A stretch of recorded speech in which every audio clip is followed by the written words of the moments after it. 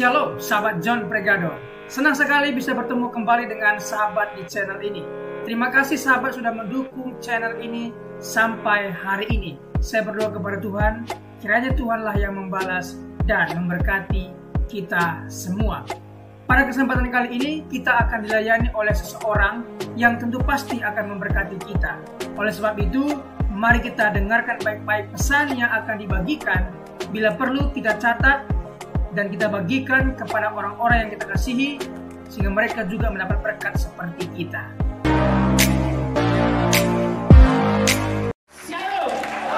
Hari ini saya bahas arti sebuah kuasa, tentang kuasa, tentang saudara. Nah, biasanya saya khotbah tentang setan. Tapi hari ini saya tentang Roh Kudus. Ngomong sama sebelahnya, kamu bukan setan.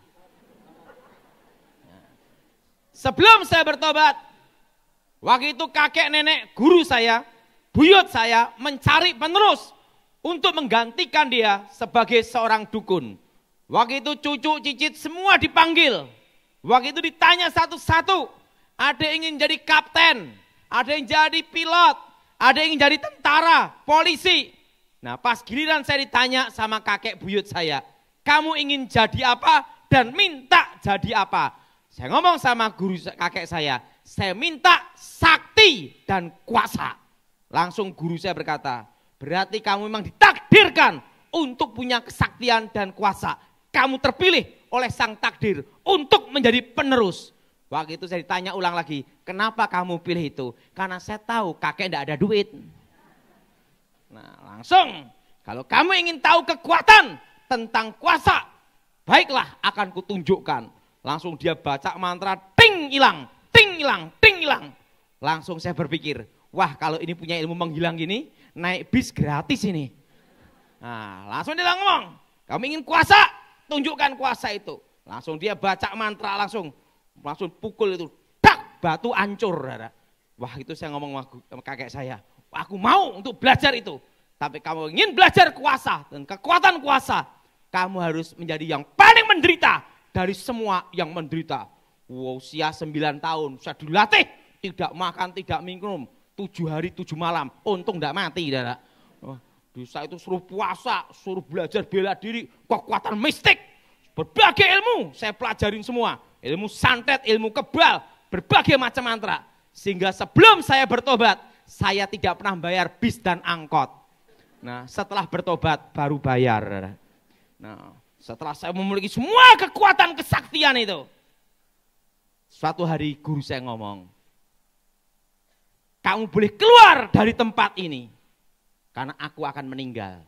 Tapi ingat, kalau kamu keluar dari tempat ini, karena kamu punya kuasa, maka kehormatan, kekayaan, nama besar menyertaimu. Kalau kamu punya kuasa, punya segalanya. Sehingga waktu saya keluar dari pertapaan guru saya, pikiran saya satu, cari nama besar dulu. Katanya ada dukun sakti, tak datengin, tak tunjukkan aji panglemunan, ting menghilang.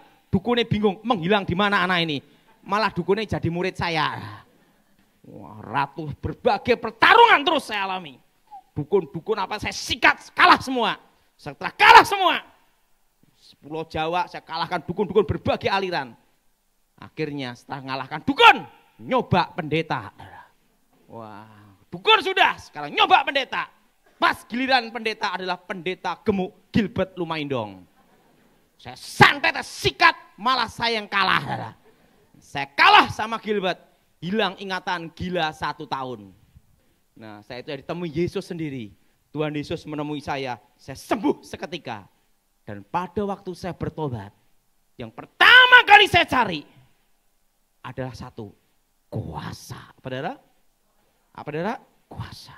Sehingga yang pertama kali saya cari, begitu saya bertobat, satu hal yang saya cari, kuasa. Mari kita buka Alkitab kita saat ini, di dalam Kisah Para Rasul, pasal 1, ayat 6 sampai dengan ke-11. Kisah Para Rasul, pasal 1, ayat 6 sampai dengan ke-11. Saudara yang ganjil, saya yang genap.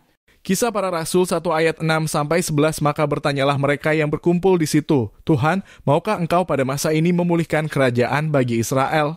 Jawabnya, engkau tidak perlu mengetahui masa dan waktu yang ditetapkan Bapa sendiri menurut kuasanya. Tetapi kamu akan menerima kuasa, kalau Roh Kudus turun ke atas kamu. Dan kamu akan menjadi saksiku di Yerusalem dan di seluruh Yudea dan Samaria dan sampai ke ujung bumi. Sesudah ia mengatakan demikian, terangkatlah ia disaksikan oleh mereka dan awan menutupnya dari pandangan mereka. Ketika mereka sedang menatap ke langit waktu ia naik itu, tiba-tiba berdirilah dua orang yang berpakaian putih dekat mereka, dan berkata kepada mereka, hai orang-orang Galilea, mengapakah kamu berdiri melihat ke langit? Yesus ini yang terangkat ke sorga meninggalkan kamu, akan datang kembali dengan cara yang sama seperti kamu melihat dia naik ke sorga. Kerajaan Allah didirikan di muka bumi ini berdasarkan 12 rasul. Dan 12 rasul ini pun bukanlah orang profesor, doktor, kaburator, botak, bocor. Tapi 12 orang miskin. 12 orang miskin. 12 orang bukan keluarga bangsawan. Bukan keluarga kerajaan. Mereka hanya 12 orang miskin. Nelayan, pemungut cukai. Dan mereka bukan siapa-siapa. Bukan kalangan terpelajar. Mereka adalah para nelayan di sekitar danau Galilea. Dan apa yang terjadi? Waktu mereka ikut Yesus, yang mereka inginkan terjadi perubahan nasib atas hidup mereka. Yang diharapkan Petrus menjadi menteri, Yudas jadi menteri, semua ingin jadi pejabat semua. Kenapa? 12 orang miskin. Dan apa yang terjadi? Dan 12 orang miskin ini pun adalah 12 orang gagal. Yang pertama adalah Petrus menyangkal Yesus 3 kali. Kedua, Yudas berkhianat menjual Yesus. Dan 10 rasulnya, waktu Yesus ditangkap, lari kabur semua. Artinya apa? 12 tidak ada yang benar, betul? 12 orang yang gagal. Pada waktu Yesus disalib, mereka putus asa, mereka putus pengharapan. Pada waktu Yesus bangkit, mereka punya pengharapan. Dan pada waktu Yesus menampakkan diri dan mau naik ke surga, mereka tetap bertanya, Tuhan, kapan kau memulihkan Israel? Artinya apa? Kapan kau jadi raja? Karena yang diharapkan adalah apa? Mereka menjadi para menteri. Tapi Yesus berkata, engkau tidak perlu tahu masa dan waktunya. Tapi yang perlu engkau tahu, kalau kuasa itu turun atas kamu, kamu akan jadi saksiku di Yerusalem, Yudea, Samaria, sampai ke ujung bumi. Yudas mati bunuh diri, diganti oleh Matias. Dan apa yang terjadi? Mereka memuji, menyembah Tuhan. Waktu mereka memuji menyembah Tuhan, Roh Kudus turun ke atas mereka. Petrus yang menyangkal Yesus 3 kali, diubah hidupnya. Sekali khotbah, 3.000 orang bertobat.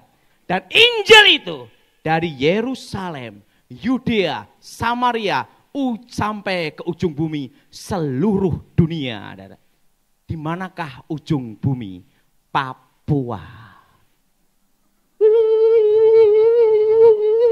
Itu ujung bumi itu Papua itu udahlah.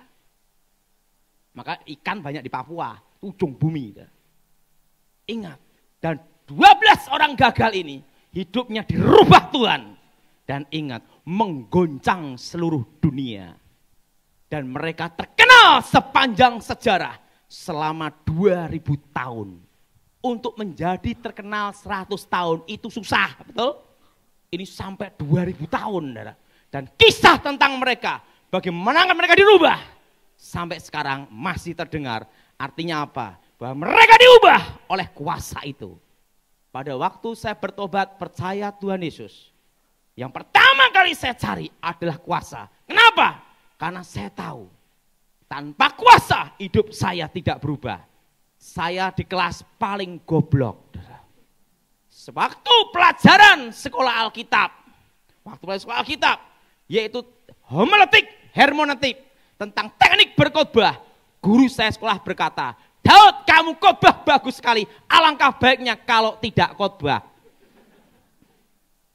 Semua alat musik bisa pegang, tidak bisa main. Nah, waktu mimpin pujian penyembahan, waktu itu guru saya gini, Daud, Semua murid kayak saya, yang paling suara hancur itu kamu. Waduh, siapa tahu nyanyi enggak bisa, khotbah enggak bisa. Mungkin masih ada peluang satu, ngajar sekolah minggu. Saya ngajar sekolah minggu, bubar. Langsung saya bingung, ini mau jadi apa? Khotbah enggak bisa, nyanyi enggak bisa, semua enggak bisa.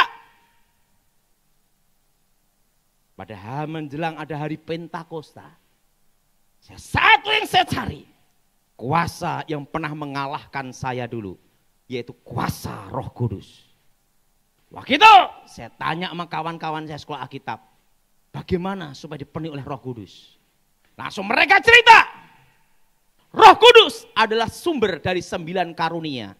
Kalau Roh Kudus itu memenuhi hidup kamu, maka 9 karunia itu ada di dalam diri kita. Yaitu apa? Karena sumber dari segala karunia itu Roh Kudus. Kalau Roh Kudus ada dalam diri kamu, maka 9 karunia itu ada dalam diri kamu pula. Tapi kunci untuk mengaktifkan karunia itu adalah dengan tanda mula-mula dipenuhi Roh Kudus, yaitu bahasa roh, baptisan Roh Kudus. Kamu harus mengalami kepenuhan Roh Kudus sampai kamu mengalami bahasa roh untuk mengaktifkan semua karunia. Kalau kamu mau ikut kami, saya ikut mereka. Waktu saya ikut mereka, mereka memuji menyembah Tuhan, haleluya, haleluya, haleluya. Mereka keras sekali nyanyinya. Tiba-tiba ada bunyi ledakan, buar. Teman saya berkata, Roh Kudus datang. Sembah dia, wah aku ya bingung. Haleluya, haleluya. Tiba-tiba lagi, buar, kok 2 kali. Di Alkitab sekali ya. Ini 2 kali. Wah saya penasaran itu. Saya buka mata. Nggak taunya tetangga tempat sekolah teriak-teriak lempar batu bata.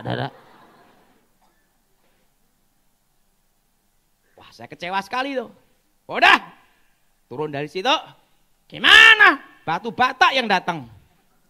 Daud, kamu kurang rindu. Gimana ndak rindu sampai dilempar batu bata? Ikut kami. Wah, saya ikut lagi. Haleluya, haleluya. Tiba-tiba ada cahaya terang. Saya ngomong sama teman saya lagi. Ada cahaya terang. Itu kemuliaan Tuhan. Sembah dia. Saya bingung. Haleluya. Kok 1 jam terang terus? Saya buka mata. Tak lihat teman saya sekolah Alkitab cekikian bawa lampu senter besar begini. Waduh. Bingung saya. Saya ngomong sama mereka, gimana? Mereka ngomong lagi, kamu kurang kudus. Kurang rindu. Gimana kurang rindu? Kena lampu senter juga. Ini lagi, kamu doa. Doanya seperti ini. Haleluya Yesus. Lawat. Curahkan. Nyatakan. Doa ngecek. Tak lakukan itu sampai ke seleo. Langsung mereka ngomong lagi. Gimana ini sampai ke seleo? Belum ada apa-apa. Wah gini aja. Kalau Roh Kudus datang. Itu seperti aliran listrik. Mak greng, greng, greng. Loh kalau aliran listrik mudah aja. Tinggal colok aja. Greng. Waduh. Bingung saya. Akhirnya saya ambil keputusan sendiri. Setelah lewat 10 hari Pentakosta, enggak ada apa-apa. Saya cari Tuhan sendiri. Saya doa, kuncinya 1, rindu. Saudara, saya cari Tuhan. Karena saya tahu yang bisa mengubah hidup saya, hanya Roh Kudus.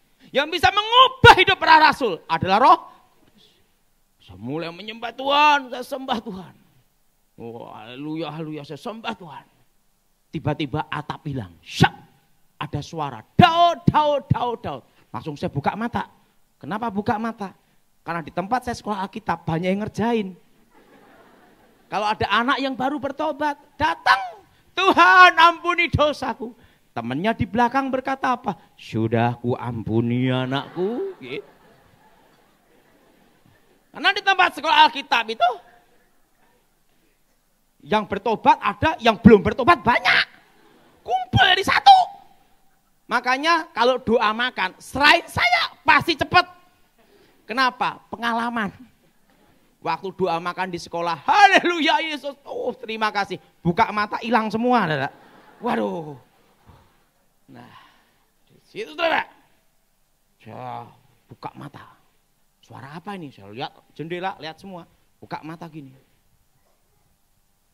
Daud. Jutaan manusia menantimu. Engkau akan berkhotbah. Tuhan, kalau engkau ini bicara, saya buka mata. Wah, sadar saya, itu Tuhan benar, saudara. Bukan lampu senter lagi, saudara. Atap hilang, saudara. Daud. Jutaan manusia menantimu berkhotbah. Tuhan, aku tidak bisa khotbah. Aku nyanyi tidak bisa, khotbah tidak bisa. Di kelas paling goblok. Gimana ya Tuhan? Tuhan bicara sama saya, aku tidak cari orang pandai dan tidak cari orang bodoh. Tapi aku mencari orang yang mau untuk kupakai. Saya ngomong sama Tuhan, Tuhan, daripada tidak ada yang pakai aku, pakailah. Bangkit berdiri. Tiba-tiba ada saya aliran listrik, swas. Mulut saya bahasa roh, bahasa Cina, bahasa Inggris, bahasa Ibrani, bahasa Yunani. Kalau kita kepenuhan Roh Kudus, pikiran ini sadar. Pak, kalau enggak sadar gimana? Kesurupan. Dipenuhi Roh Kudus itu sadar. Wah, tangan saya gerak. Di situ ada api yang menyala dalam diri saya. Api yang menyala. Langsung gerak ini. Wah, itu saya penuh Roh Kudus. Saya keluar dari ruangan itu. Setelah dipenuhi Roh Kudus bingung. Cara ngalirkannya gimana? Langsung saya konseling sama teman saya sekolah Alkitab. Gimana supaya kuasa itu bekerja? Langsung dia ngomong gini. Kalau Roh Kudus ada dalam diri kamu, maka 9 karunia itu ada dalam diri kamu pula. Untuk menanti, untuk diaktifkan. Dan cara mengaktifkannya yaitu kamu harus melangkah. Melangkah gimana? Kamu tahu keran air. Kalau keran air ini baru, tidak pernah dipakai bertahun-tahun. Waktu dibuka, mampet, macet. Tapi kalau keran air itu digunakan setiap hari. Waktu dibuka, langsung deras. Demikian kuasa itu. Kamu harus melangkah dulu. Kamu ingin apa? Saya ingin melihat mukjizat kesembuhan. Mudah itu. Cari orang sakit. Di mana? Rumah sakit. Waduh. Saya cari rumah sakit Panti Kosala, Solo. Saya langsung berpikir. Pertama kali belajar. Cari yang ringan-ringan dulu. Sakit ambeien. Di Panti Kosala. Ada Abdul Tholib, wah Siti Aminah, waduh banyak yang tidak seiman. Yang seiman aja susah apalagi tidak seiman. Ada yang Kristen. Tak datangin saudara. Anda percaya Yesus? Percaya. Sembuh? Sembuh. Sakit apa Anda?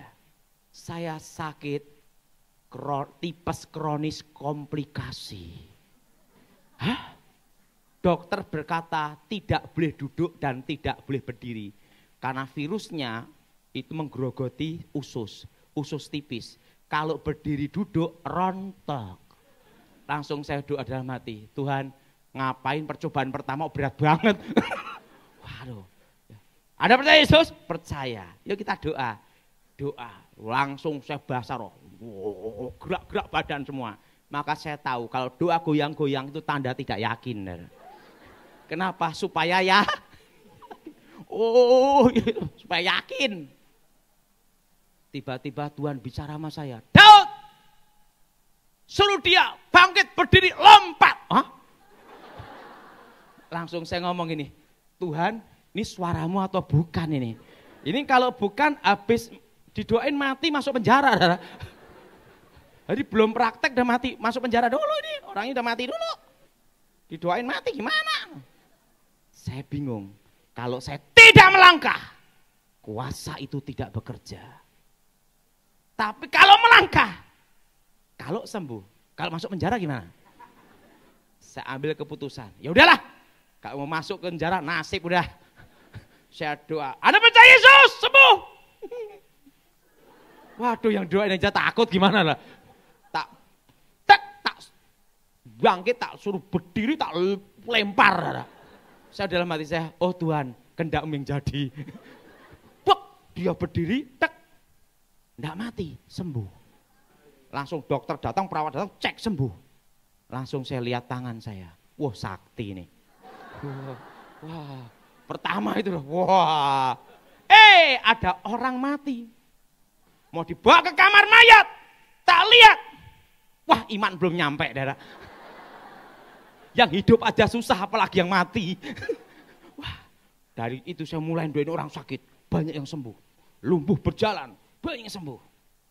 Nah, saya tanya sama teman saya lagi, gimana supaya karunia membedakan roh bekerja, karunia nubuatan bekerja, karunia penglihatan bekerja? Kawan saya ngomong gini, itu mudah. Kamu pelayanan pelepasan, kamu kan khotbah kurang bisa. Nah, kalau khotbah saya kurang bisa, nyanyi ancur. Ada satu bidang yang orang takut, yaitu apa? Pelepasan setan, pengusiran setan. Ini yang paling orang takut. Ya udah, saya ngambil ini aja, yang orang jarang ngambil. Wah, ini aja lah. Nah, bagaimana caranya? Mudah. Cari orang kerasukan. Wah, ini yang susah, Dara. Karena apa? Nunggu setannya masuk kemana kan? Wah, nyari orang kerasukan lebih susah, Dara. Langsung saya pikir, oh ya, tempat KKR. Saya duduk di belakang. Nunggu apa? Orang kerasukan. Dari belakang begitu ada yang kerasukan, langsung saya datang. Dalam nama Yesus. Apa yang terjadi? Panitianya bingung, ini orang dari mana nyelonong. Nyelonong mana nih? Dan apa yang terjadi?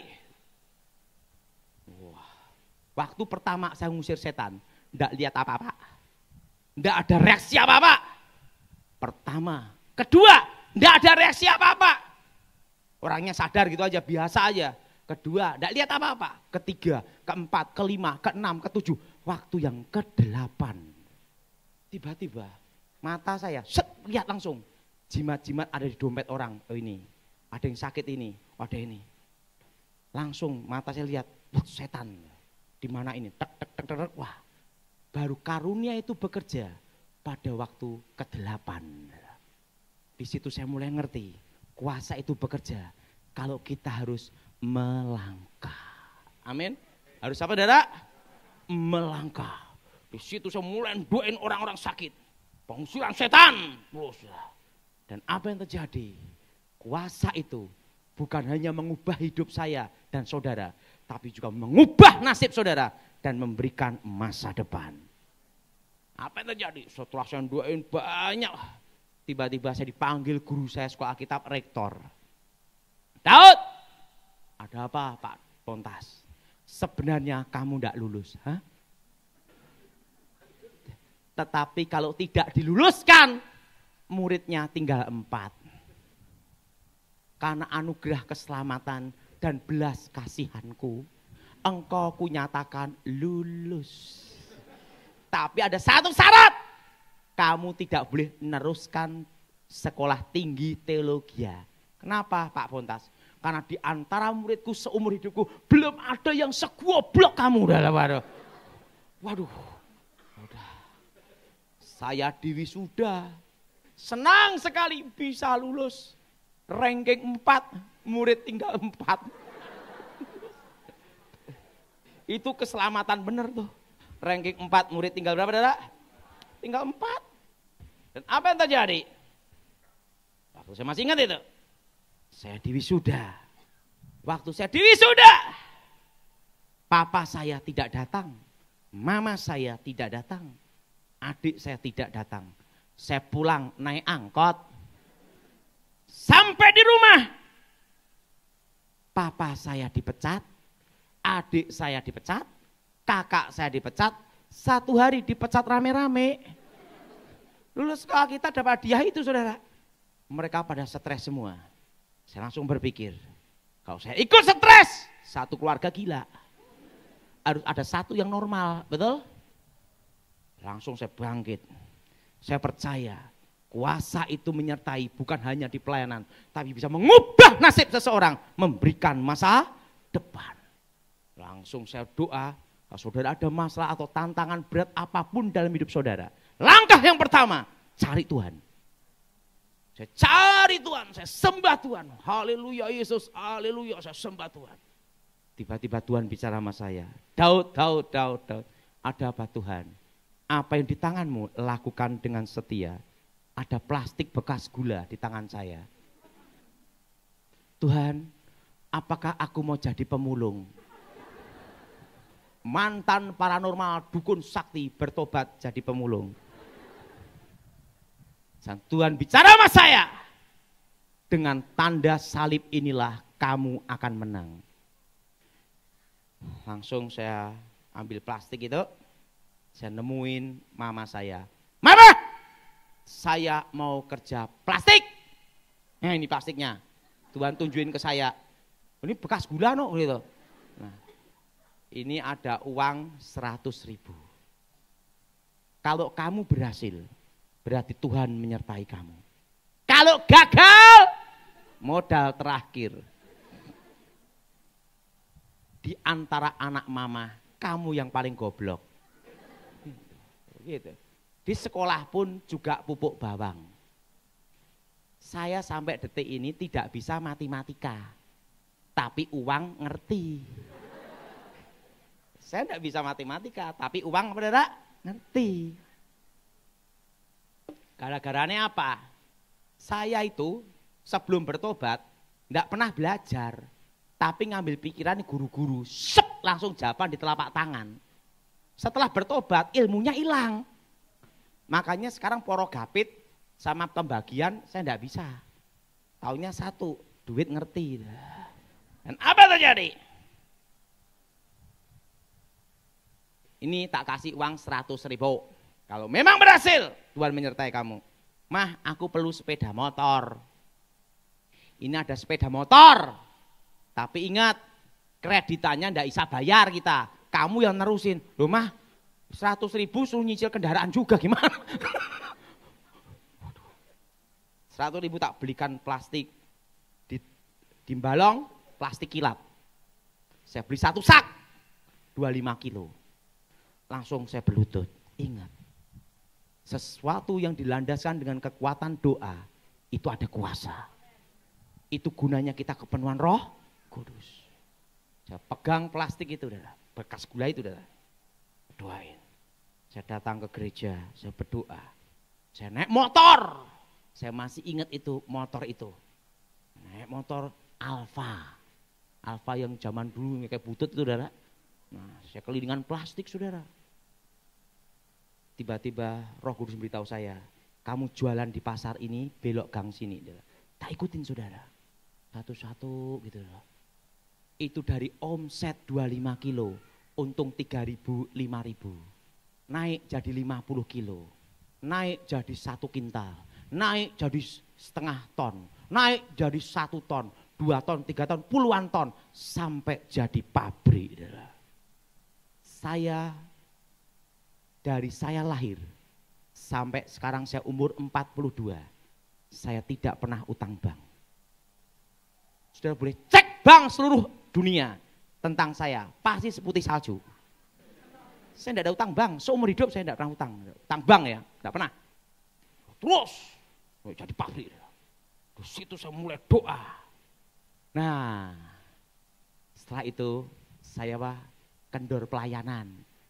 Saya tidak mau jadi hamba Tuhan, penting dukung pelayanan aja. Karena jadi pendeta itu banyak proyek thank you.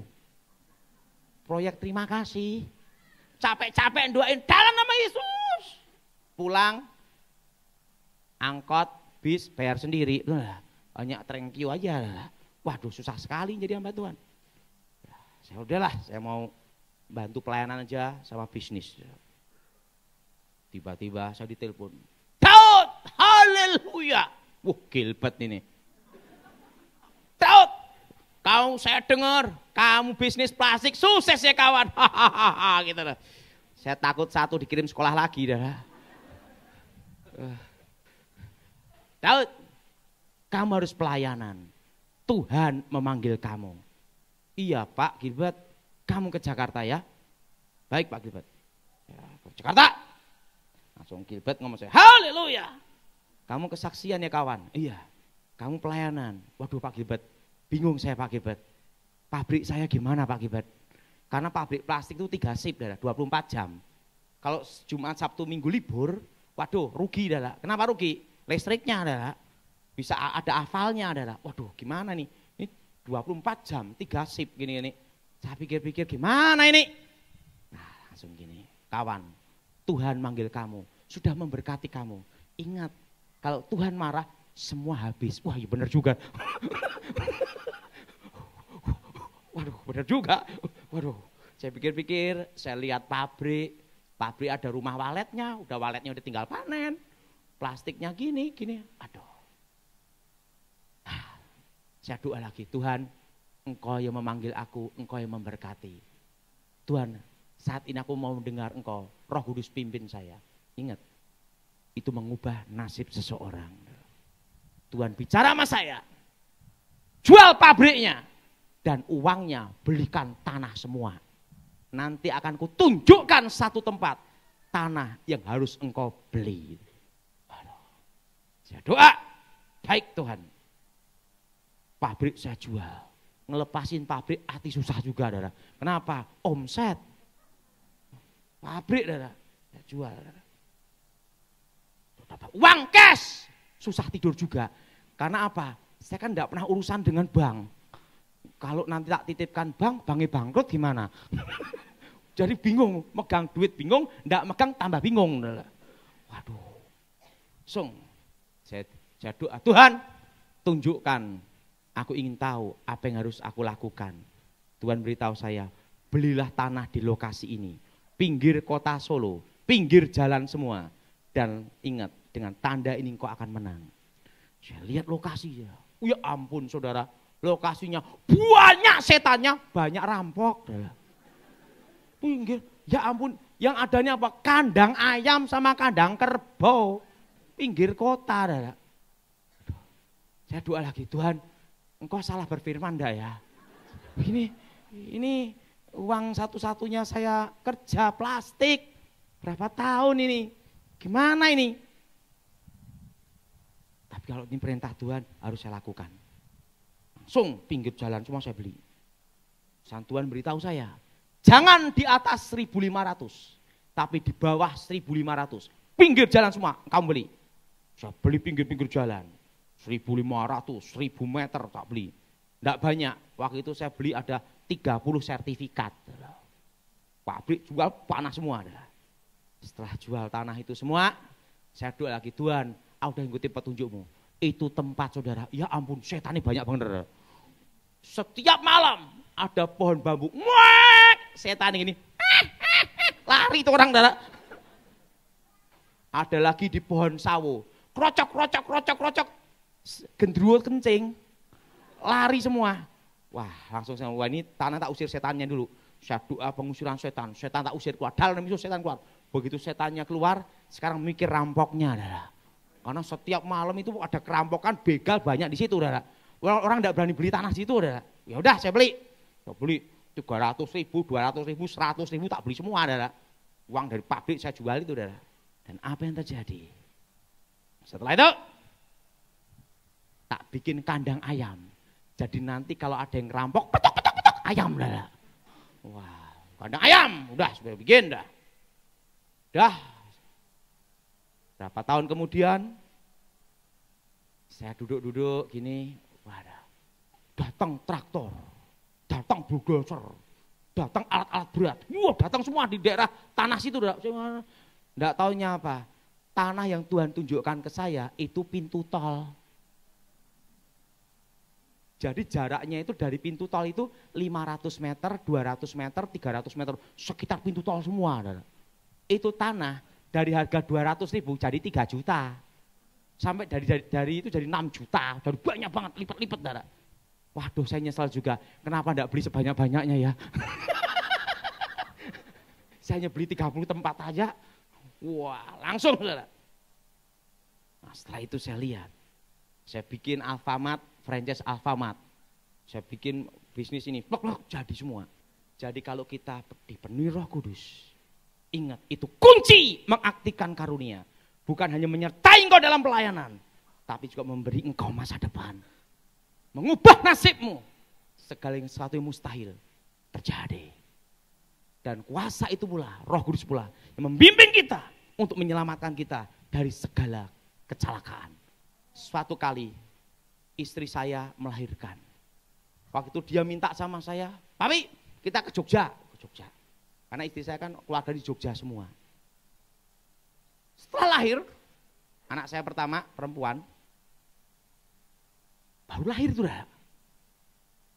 Tuhan bicara sama saya, Daud, ada apa Tuhan? Keluar dari kota ini. Hah? Waduh, alasannya apa Tuhan? Keluar.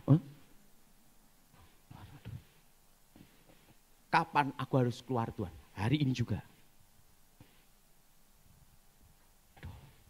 Ini jelasin istri ini paling susah adalah. Kalau enggak ada alasan, pasti gini-gini adalah. Gini-gini adalah. Kita ngomong A, dia ngomong Z udah adalah. Enggak ada alasan lagi. Anak barulah lahir. Langsung. Ngomong sama istri saya. Kami, ada apa? Kita pindah malam ini juga. Huh? Ada apa? Oke pindah. Pindah kemana? Pulang ke Solo. Lah barang-barang ini gimana? Saya semua. Tak lihat, banyak banget ya. Waduh, banyak banget. Siapa yang ngangkat ini? Langsung saya telepon kawan saya dari Solo, Pak Andri. Pak Andri, malam ini juga saya harus pindah. Saya minta sopir sama mobil. Oke. Jadi bantu. Itu saya ngomel-ngomel.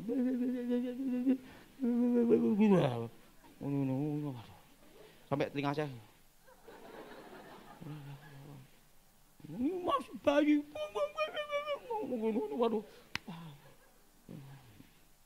Udah. Mobil. Mobil CR-V. Mana mobil itu enggak saya jual, walaupun udah umurnya udah dari mobil tahun 2002 adalah. Punya kenangan adalah. Mobil. Di situ piring, panci, erok-erok, semua di mobil. Jadi kalau naik mobil, kelundang. Wah, istrinya tambah. Di mobil tambah gini dia. Karena apa? Tenang. Keblegong. Karena apa? Dia gini karena apa? Piring-piringnya itu loh. Mak kelundang itu di mobil loh. Waduh. Apa yang terjadi? Udah sampai Solo. Tak rapiin semua. Karena dia ngomel, saya sendiri ngerapiin. Tiba-tiba waktu ngerapiin, Tuhan bicara lagi.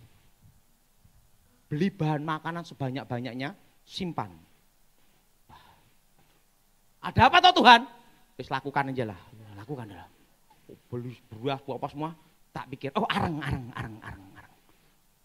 Loh, tapi ini areng itu apa? Nanti kalau mami susah kompor atau minyak, tinggal kipas-kipas.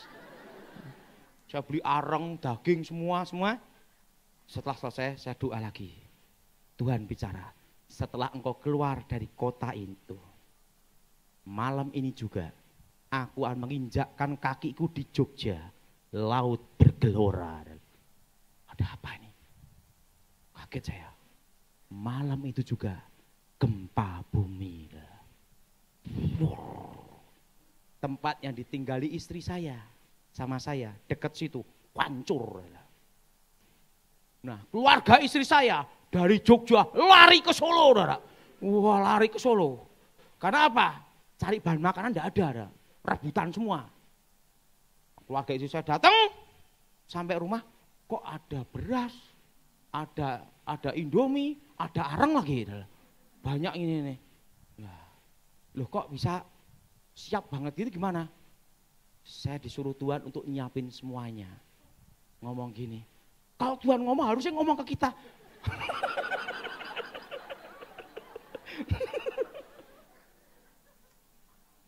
Saya ngomong sama mertua, bukannya saya tidak mau ngomong. Tuhan tuh bicara sama saya, keluar dari kota ini, tapi tidak dijelaskan mau gempa. Jadi mau jelasin ke kalian juga bingung. Makanya saya keluar dulu.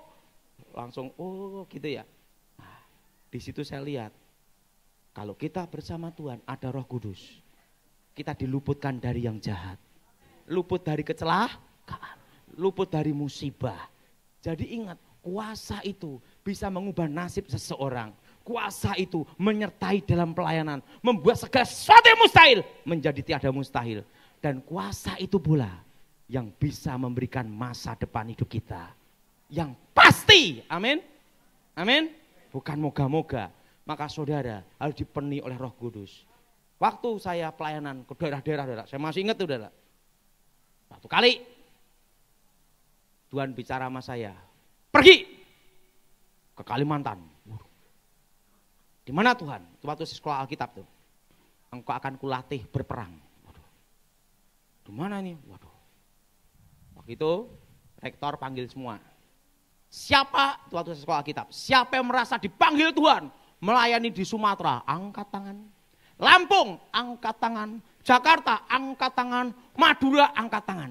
Kita berharap dapat sponsor, betul?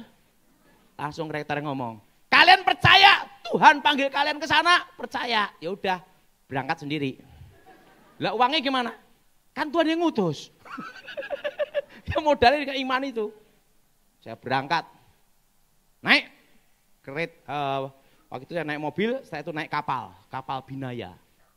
Binaya nerobos sampai ke Pontianak sampai Singkawang sampai Sanggoledo masuk lagi sampai Bengkayang, masuk lagi Sinapit Sedane, tempat pedalaman yang rumahnya masih di pohon-pohon, telinganya gini-gini, gitu. Dan apa yang terjadi? Saya masih ingat itu. Di tempat itu ada gereja. Saya yang khotbah, saya yang ngedain kantong kolektor, saya yang pimpin pujian. Dan jemaatnya saya dan pemandunya. Kosong itu gereja. Jadi kolektornya berapa tahu? Kenapa? Ya 2 orang aja. Dan apa yang terjadi? Waktu saya ke situ, ada mandau terbang. Di sana itu kalau ada bila mangkok merah berjalan, itu perang. Dan yang berkuasa di sana itu kepala suku, kepala adat. Kalau udah gini langsung perang. Dan di sana waktu itu saya dikasih tahu, ada kanibal, orang makan orang. Penggal kepala. Itu zaman itu. Jalan robos hutan, 1 malam itu jalan kaki. Tiba-tiba ada mandau terbang. Teng! Terbang itu. Langsung saya doa, dalam nama Yesus, jatuh mandaunya. Datang anak muda, gimana ilmu daya? Wah itu mainan saya sejak SD. Karena waktu saya SD dulu mainan itu keris sama pedang gini-gini, langsung jalan gini. Wah dilaporkan ke kepala sukunya sama kepala adatnya. Malamnya lagi dikirim lagi, guci-guci terbang, teng, teng, teng, teng, teng. Langsung saya doa, dalam nama Yesus, jatuh semua. Begitu jatuh semua, anak muda ini datang lagi. Gimana ilmu daya? Itu mainan saya sejak SMP. Wah marah itu kepala suku kepala adat. Hari Minggu kebaktian, penuh darah. Bawa mando gini semua darah. Wah, mando darah. Di hutan tuh darah, tengah hutan. Dan di sana enggak ada polisi. Polisi enggak ada, polsek aja enggak ada, polisi enggak ada. Polisi kehutanan aja enggak ada. Pedalaman bener darah. Mando gini. Dan saya masih ingat zaman itu ikan arwana itu digoreng. Ikan arwana itu digorengin zaman itu udah digoreng. Jadi ikan asin gitu udah ikan arwana itu. Waktu zaman itu waktu saya diutus ke sana. Ini pakai mando gini. Kepala adat, kepala sukunya nemuin saya. Dia tatap saya tatap dia, tatapan gini. Nah, adu ilmu kan seperti itu. Kalau tunduk itu artinya kalah. Jadi makanya kalau kita bicara sama orang, jangan nunduk. Tatap. Tapi jangan gini juga. Biasa aja. Makanya saya ini selalu mata itu gini. Tatap-tatapan. Dia tatap saya tatap dia. Tatap-tatapan. Saya doa dalam nama Yesus. Langsung kepala suku, kepala adat ambruk. Ambruk di depan saya di gereja. Langsung itu. Orang-orang Dayak di pedalaman gini, kita ikut pendeta sakti. Apa yang terjadi? Hari itu juga gereja itu langsung penuh. Saya ke pedalaman-pedalaman, banyak bertobat, kampung-kampung demi kampung. Dan apa yang terjadi? Di situ saya lihat, kalau kuasa itu bekerja, siapapun tidak bisa melawan. Roh Kudus. Amin. Nah, ingat saudara, ada kuasa. Jadi mulai hari ini, pertama, engkau harus mengalami kepenuhan Roh Kudus. Dibaptis Roh Kudus. Dengan tanda-tanda mula-mula, bahasa roh. Dan kalau sudah engkau mengalami baptisan Roh Kudus, harus diaktifkan setiap hari. Kenapa diaktifkan? Ingat, supaya kuasa itu tambah hari, tambah besar dalam hidup saudara. Berkobar dalam hidup kita. Amin. Amin. Jadi ingat, penting dalam hidup kita ini ada kuasa. Sebelum saya akhiri, ada kisah nyata. Waktu saya bertobat awal-awal, saya diminta KKR ada di Surabaya. Di Tunjungan Plaza, saya masih ingat. Di lantai bawah digunakan nuansa supranatural dukun-dukun praktek. Di lantai atas kami gunakan KKR pelepasan. Di lantai bawah, lantai atas. Dan waktu itu temanya ngeri, Mama Panitia, mantan dukun santet. Boleh coba, gitu dah. Dikasih itu dah. Sama panitianya, kacau itu dah. Boleh coba, gitu dah. Nah, orang-orang yang di lantai bawah, dukun-dukun sama pasiennya, dikira di lantai atas itu demonstrasi ilmu santet. Dari bawah, nyasar semua, masuk lantai atas. Dah. Itu kejadian tuh dah. Dan apa yang terjadi? Itu di TP, Tunjungan Plaza, tahun 99, enggak bisa saya lupa itu. Awal-awal saya pelayanan, awal saya bertobat tuh. Dan apa yang terjadi? Ini tempat KKR, depan itu jual beli jimat. Di tempat KKR itu ada yang bawa keris, bawa tombak, gini dah. Lah dukunnya nyasar semua masuk situ dah. Nah, pembicaranya ada 3. Saya pembicara yang paling muda. Satu lagi pendeta yang senior. Dia ngomong saya, Daud, saya belum pengalaman waktu itu. Kami ini senior, Anda ini junior. Karena Anda junior, kami memberi kesempatan. Anda khotbah hari pertama. Saya enggak tahu di belakang itu dukun semua. Adalah. Baik, haleluya. Saya lihat ke belakang, ya ampun. Ada yang pakai kupluk, keris, tombak, sana jual beli jimat. Aduh, saya naik ke mimbar, saya berdoa, Tuhan, waktu dulu aku nyantet Gilbert seorang diri. Apa setelah saya bertobat mati rame-rame disantet orang? Waduh, wah ini berat banget. Aduh. Saya doa, dan Tuhan bicara sama saya, Daud, ada apa Tuhan? Katakan, siapa yang punya ilmu santet, keluarkan semua. Siapa yang punya jimat, keluarkan semua. Saya ngomong sama Tuhan, Tuhan, ini suaramu atau bukan ini? Ini kalau bukan mati bener ya. Tuhan ngomong, katakan. Alkitab taruh gini, saya doa, Tuhan, di rumah Bapak banyak tempat tinggal. Sediakan aku rumah yang terbaik. Saya pecem mata. Pecem mata. Siapa yang punya ilmu santet, keluarkan semua. Yang punya ilmu gaib, keluarkan semua. Tapi pecem mata. Tiba-tiba saya lihat ada angin. Peng, peng, peng, peng. Kencang sekali, tiupan. Bet, bet, bet, bet, bet. Saya buka mata. Jadi saya khotbah itu untuk mata. Akhirnya kalau ada angin-angin itu saya buka mata. Saya lihat tiang awan, tiang api. Itu paku-paku jarum-jarum berterbangan. Beng, beng, beng, beng, beng, beng. Langsung di sekeliling di mimbar itu saudara, itu paku jarum banyak banget saudara. Dan hari itu yang bertobat 400 orang. Langsung. Dan apa yang terjadi?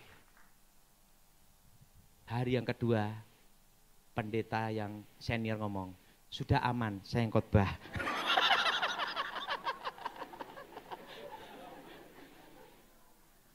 Saya kasih tahu. Jadi ingat, dipenuhi Roh Kudus itu penting. Amin. Sekali lagi boleh Bu. Ya. Saya pernah waktu perang Dayak Madura Sampit. Ini kejadian ini. Perang Dayak Madura. Wuh, itu kepala Madura dipenggali, peng, peng, peng. Hatinya dimakan, jantungnya. Itu disampit itu, mando terbang. Waktu itu saya sama kawan saya di Banjarmasin waktu itu. Sekarang dia jadi Dirreskrum, Dirreserse khusus Polda Jawa Barat. Namanya Klimen Dwi Karyanto. Itu polisi, kawan saya, waktu itu dia masih pangkatnya mayor. Klimen, kamu dampingi saya ya. Kemana? Ke Sampit. Nggak keliru Pak Daud. Sana baru bunuh-bunuhan. Saya di Banjarmasin. Sana baru bunuh-bunuhan Pak Daud. Udah tenang aja men. Kalau mati ingat ke surga. Iya, tapi saya punya istri anak Pak. Pak Daud kan belum, saya masih bujang waktu itu, saya belum nikah. Kalau Pak Daud mati tidak ada istri anak, tidak ada beban, saya ada istri anak Pak Daud. Si Klimen mayor waktu itu, sekarang dia jadi kolonel, kombes, ada di Polda Jabar. Klimen Dwi Karyanto, di reserse dia. Langsung setelah itu, ditinggal ya. Pak Daud mau ke Sampit sendiri ya, saya kesini aja. Bunuh-bunuhan tuh orang sana. Nah, khotbah dulu ke Pangkalan Bun dulu. Nah, dari Sampit, Pangkalan Bun. Nah, Pansus Dayak, yang mau nyerang orang Madura di Pangkalan Bun. Dipimpin nih, itu kan ada Pangkalima Burung, Pangkalima Angin, Panglima Angsa. Wah, perang tuh dah, sana bunuh-bunuhan di Sampit. Nah, waktu ada di Pangkalan Bun, KKR, doa pelepasan. Nah, waktu KKR dah, ditulis mantan dukun santet gitu lah. Yang ngejar orang Madura ini ikut KKR lah. Ikut KKR, bawa mado-mado itu di KKR. Habis bunuhin orang-orang Madura. Nah, ketua panitia, dikira ketua panitianya itu saya. Baru ngomong-ngomong gini, di mimbar disantet sama orang Dayak. Yang kepalanya Pansus Dayak itu, saudara. Santet, shut, jatuh, saudara. Jatuh langsung ketua panitia. Wah, ini belum khotbah, udah ketua panitia jadi korban bencana alam. Saudara. Langsung ambruk. Langsung Tuhan bicara sama saya. Daud, katakan, yang punya ilmu santet, yang ngirim ketua panitia, suruh ngirim ke kamu. Wah, kayak gini, Tuhan ini baru perang ini, perang Dayak Madura. Tapi kamu katakan, perang ilmu, bukan fisik, bukan badan. Jadi silahkan kirim ilmu kalian, tapi bukan perang fisik, bukan adu jotos atau adu pedang, tapi perang ilmu, perang roh. Wah, saya pas bunuh-bunuhan di depan, gimana ini KKR? Ya, khotbah, saya ngomong. Itu ketua panitia namanya Daud Tony saya. Sekarang yang ngirim ilmu hitam, ilmu santet ke ketua panitia, kirim ke saya semua. Gitu. Dalam hati saya, aku punya pengalaman di Surabaya, yang ini moga-moga terjadi lagi. Hari yang kedua, bang, wah itu udah kirim dah, kayak angin dah. 1 jam saya khotbah, dikirimi ilmu hitam semua sama mereka dah. Yang orang-orang Dayak ini dah. Setelah 1 jam, gantian saya dia ngirim saya terus. Saya kan 1 jam selesai khotbah saya ngomong. Yang ngirim saya datang ke sini semua. Wah, datang Dora. Buat mando-mando di ini Dora. Langsung saya ngomong haleluya, brek ambruk semua Dora. Bertobat semua Dora. Ingat satu hal. Kuasa, Saudara. Apa Saudara? Jadi ingat, kita harus mencari kuasa Tuhan. Dipenuhi oleh Roh Kudus. Dituntut oleh Roh Kudus. Bukan hanya mengubah hidup saudara, tapi juga memberikan masa depan. Yang sesuatu yang mustahil terjadi. Mari kita bangkit berdiri saat ini. Terima kasih sahabat sudah mengikuti dan menyaksikan tayangan kami hari ini. Saya yakin dan percaya kita pasti diberkati melalui tayangan hari ini. Sahabat, bila diberkati dengan tayangan kami, marilah kita dengan murah hati share video ini kepada teman-teman kita yang lain, agar mereka juga tidak kehilangan informasi dan mereka juga diberkati. Diberkati untuk memberkati. Sahabat John Pregador, banyak sekali pelajaran yang kita bisa ambil dari sesi hari ini.